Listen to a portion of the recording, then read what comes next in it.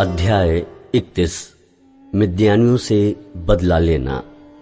फिर यहोवा ने मूसा से कहा, मिद्यानियों से इजराइलियों का बदला ले, बात को तू अपने लोगों में जा मिलेगा। तब मूसा ने लोगों से कहा, अपने में से पुरुषों को युद्ध के लिए हथियार धारण कराओ कि वे मिद्यानियों पर चढ़ के उनसे यहोवा का बदला ले।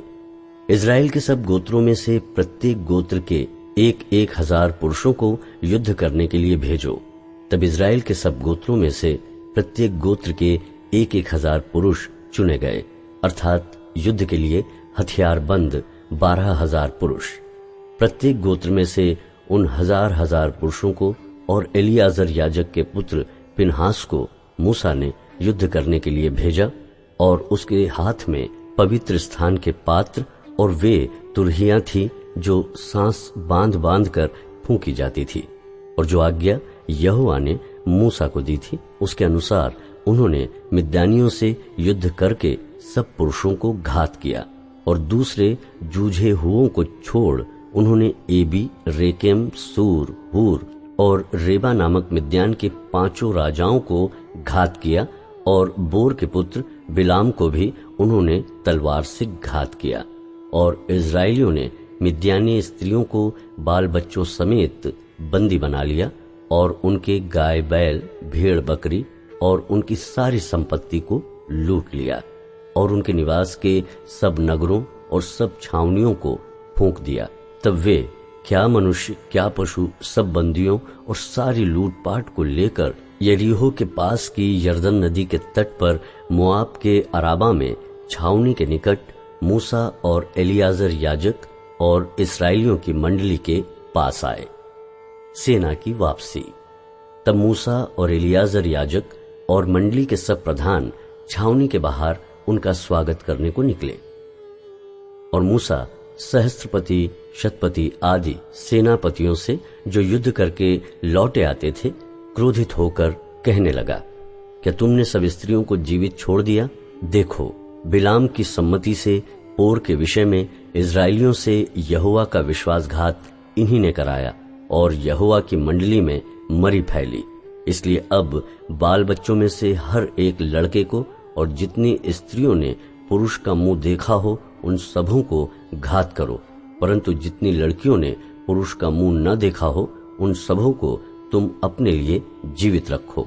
और तुम लोग 7 दिन तक छावनी के बाहर रहो, और तुम में से जितनों ने किसी प्राणी को घात किया और जितनों ने किसी मरे हुए को छुआ हो, वे सब अपने अपने बंदियों समेत 3 और 7वें दिनों में अपने अपने को पाप छुड़ाकर पावन करें। और सब वस्त्रों और चमड़े की बनी हुई सब वस्तुओं और बकरी के बालों की और लकड़ी की बनी हुई सब वस्तुओं को पावन कर लो।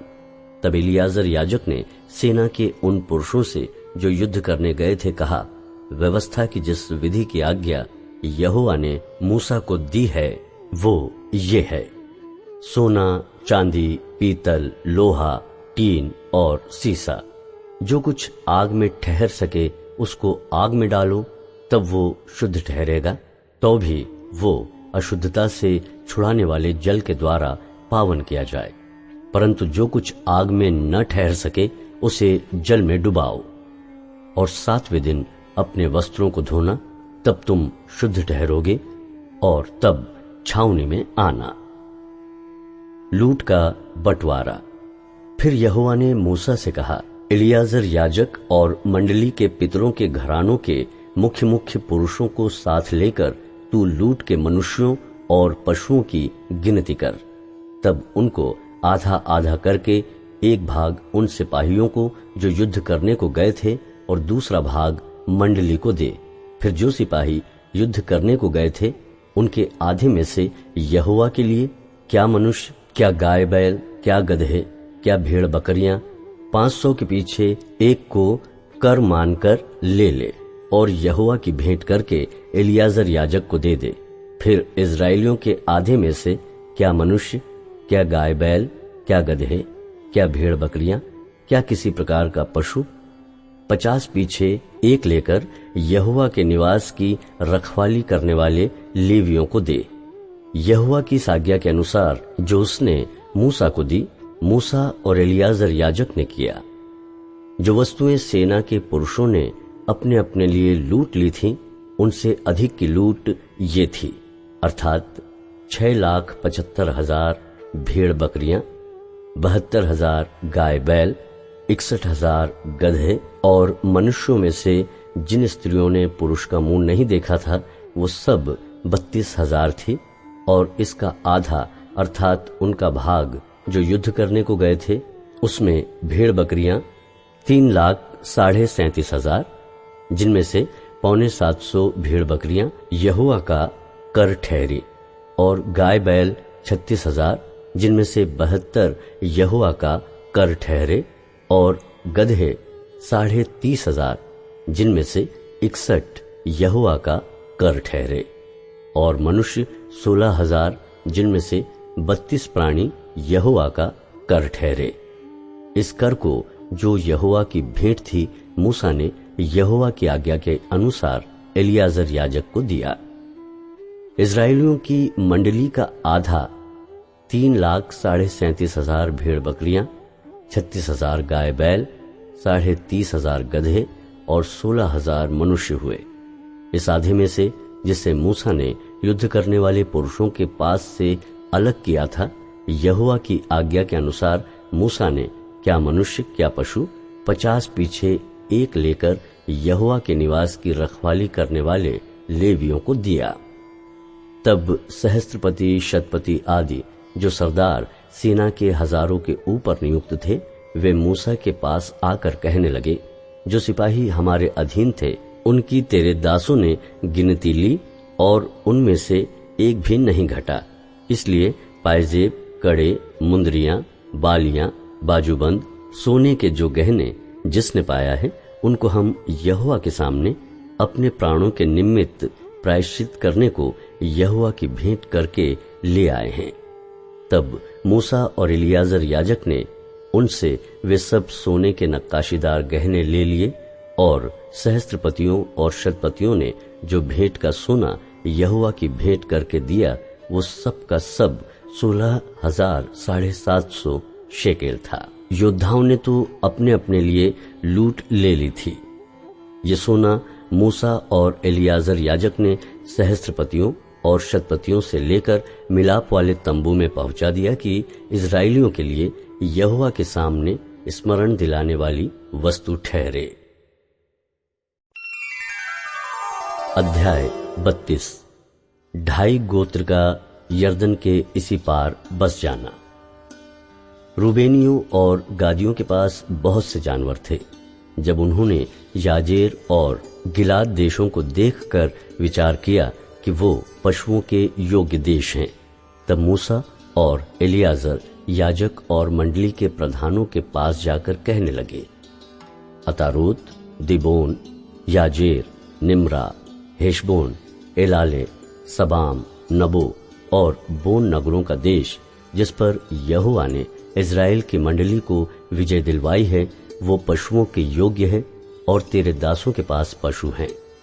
फिर उन्होंने कहा, यदि तेरा अनुग्रह तेरे दासों पर हो तो ये देश तेरे दासों को मिले कि उनकी निज भूमि हो, हमें यर्दन पार न ले चल।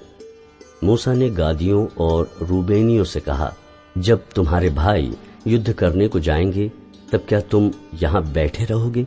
और इजराइलियों से भी उस पार के देश जाने के विषय जो यहोवा ने उन्हें दिया है तुम क्यों अस्वीकार करवाते हो? जब मैंने तुम्हारे बाप दादों को कादेश बरने से कनान देश देखने के लिए भेजा, तब उन्होंने भी ऐसा ही किया था। अर्थात जब उन्होंने एशकोल नामक घाटी तक पहुंचकर देश को देखा, तब इजराइलियों से उस देश के विषय जो यहोवा ने उन्हें दिया था अस्वीकार करा दिया। इसलिए उस समय यहोवा ने कोप करके ये शपथ खाई, निसंदेह जो मनुष्य मिस्र से निकल आए हैं उनमें से जितने 20 वर्ष के या उससे अधिक आयु के हैं, वे उस देश को देखने न पाएंगे, जिसके देने की शपथ मैंने अब्राहम, इसहाक और याकूब से खाई है, क्योंकि वे मेरे पीछे पूरी रीति से नहीं हो लिए। परंतु यपुन्ने कनजी का पुत्र कालेब और नून का पुत्र यहोशू, ये दोनों जो मेरे पीछे पूरी रीति से हो लिए हैं, ये उसे देखने पाएंगे।